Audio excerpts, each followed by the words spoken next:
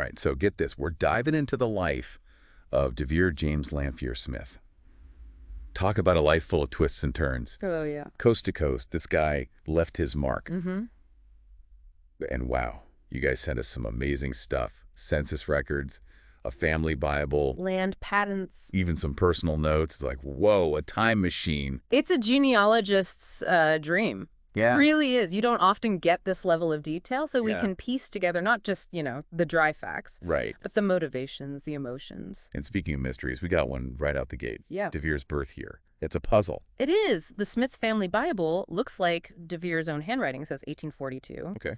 But then we have notes from his wife, Abby, pointing to 1839. Mm. And to make it even more interesting, Yeah. census records, 1850 to 1880, they consistently say he was born, between 1838 and 1840. Oh, what? Even an 1889 newspaper article about him backs up the 1839 date. So, what's going on here? It's like he's playing hide and seek with history. Right. Was this normal back then? To be unsure about your birthday? Well, maybe a little. Or is there something more to it? Right. Record keeping, it wasn't always so precise, especially back in the early to mid 1800s. Yeah, it's true. But see, the consistency of the 1839 date across so many sources makes you wonder if Devier, maybe he chose to present himself as a little younger, Oh, interesting. Maybe there was a stigma about being older, especially in certain jobs. Right. Or maybe he just liked it better. Who knows? Well, this mystery, it gets even juicier when we add in the adoption. Oh, yeah. 1850 and 1860 census records show with Ranslow and Mary Smith in Wisconsin. Ranslow's will, 1866, no doubt about it, calls Devier his adopted son. And we even find out Devier's original name. Wow. Devier James Lamphier. That's a mouthful. That is. Yeah. And get this, that same year, there's a Wisconsin State Senate Act officially changing his name.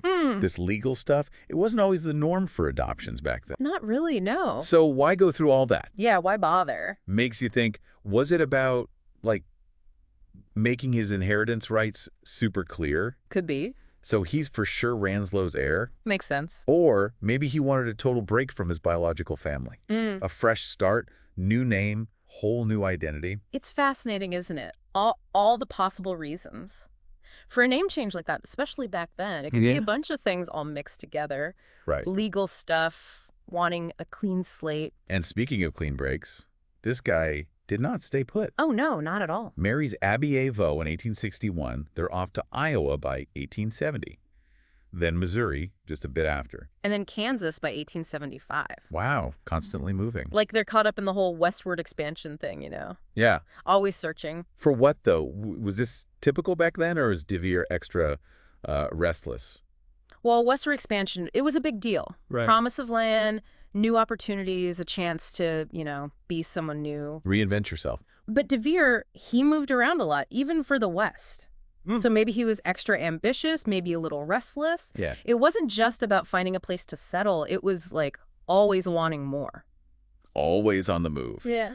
And look at all his jobs. Farmer, hotel keeper. Livery business owner, cattle handler. Even a land speculator. Wow. He was not content with just settling down, was he? Not really, no. I mean, did all this job hopping even make sense back then, or was Devier a total outlier?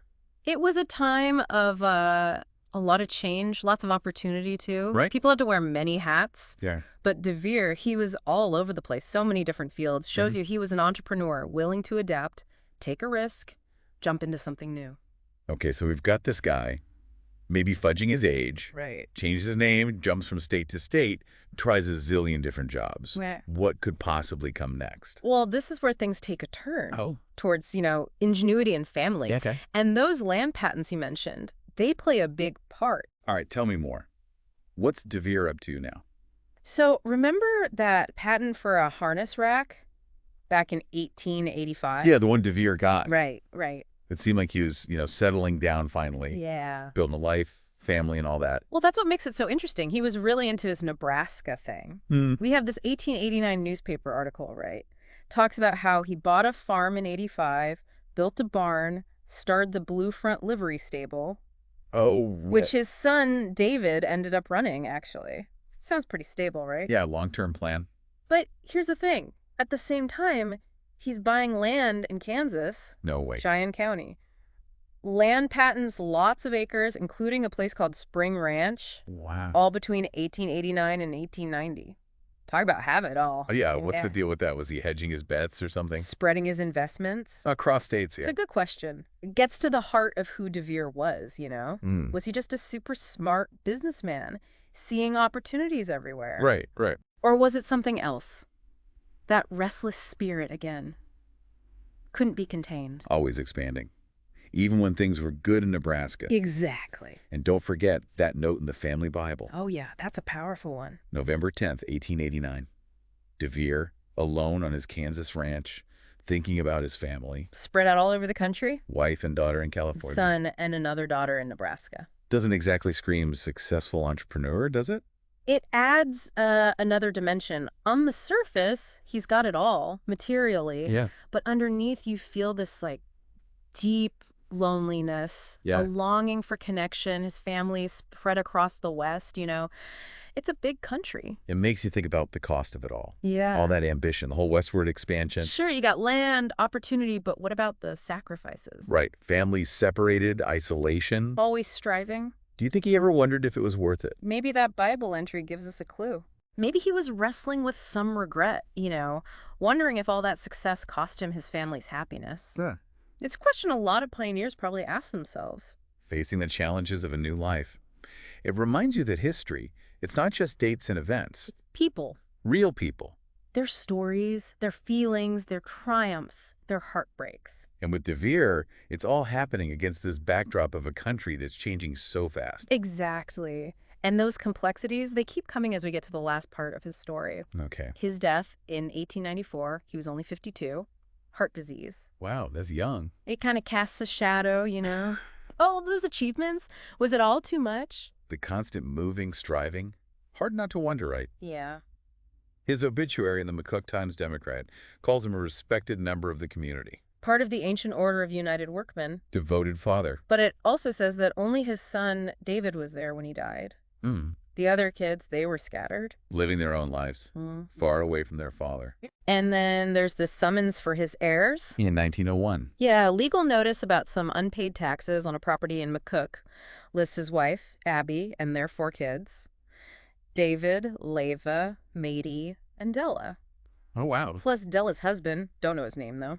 Interesting. It's just a document, but it shows you how complicated it was to settle an estate back then. Right. When you've got assets all over the place. Yeah. It shows how Devier's choices affected his family, even after he was gone. It's like every little piece of information we find Adds to the picture. of Devier James Lamphier Smith. The ambition, the drive, Ingenuity. but also the loneliness, the family being apart. The unanswered questions. It's a story that makes you think. Yeah. Devier's life, it's like a snapshot of America in the late 1800s, all that energy, all those challenges. He was a man of his time, for sure. Ooh. Driven by the possibilities. A nation on the move.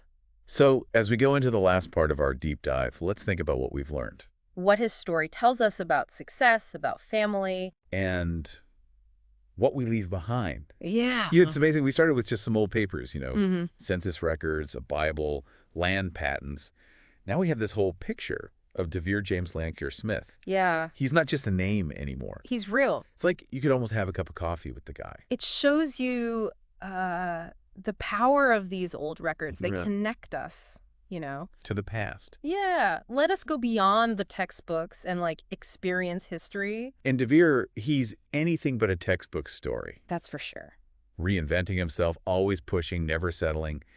Makes you wonder, what was it about that time? The late 1800s, it was a wild time. Yeah. America was changing fast. Westward expansion, new industries, technology booming. Lots of chances to get rich or lose it all. If you were bold enough, you could really move up in the world. And Devier, he was bold, took risks, changed direction, adapted. We see it in everything. The adoption, the name change, heading west, all those different jobs. Like he was the American dream, you know, always reaching for something more. But like we saw, it came with a price. Yeah. The family split up. That loneliness in the Bible makes you think, did he ever really find happiness? All that chasing after success. Like he had 2 dreams, right? Yeah. Success and a close family. But they didn't really fit together, did they? It makes you ask, what does it mean to make it in America? Right. Is it money, land? Or is it belonging, connection, purpose? Big questions. I don't know about you, but Devier's story, it makes me think about my own idea of success. Yeah, me too. It's a good reminder, there's more to life than just getting ahead. Sometimes the best things are what you already have. Family, community, a place where you belong. That's Devier's legacy, maybe. Reminding us to think about our choices, the consequences. For ourselves and the people we love. Success isn't the finish line, it's the journey. And how you travel that road, it shapes your life and the lives of those who come after you. Wow, this deep dive, it's been quite a ride. It has. Amazing moments, sad moments, really makes you think. That's the power of history, getting personal with it. It's not just facts, it's connecting with people across time. And I bet there are people listening thinking about their own families now. Yeah, hopefully. Maybe Devier's story inspires them to do some digging of their own. Any advice for someone starting out? Start with what you know. Talk to your relatives. Dig out those old pictures, those letters. Ask questions. Don't be shy. You never know what you might find. That's great advice.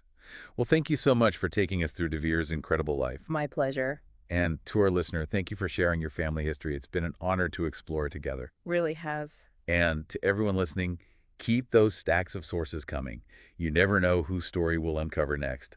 Until then, keep exploring, keep questioning, and keep diving deep.